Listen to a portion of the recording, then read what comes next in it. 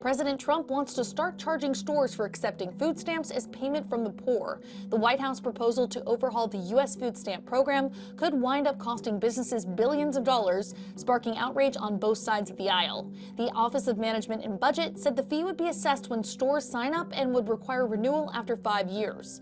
While the amount would depend on the size and type of retailer, the president's budget estimates that the fee would generate $2.4 billion in revenue over the next decade.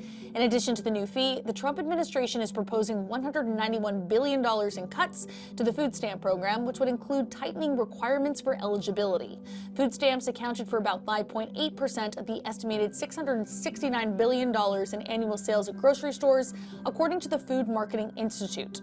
The bottom line, Trump wants to charge stores for accepting food stamps. Hey there, thanks for checking out CNBC on YouTube. Be sure to subscribe to stay up to date on all of the day's biggest stories. You can also click on any of the videos around me to watch the latest from CNBC. Thanks for watching.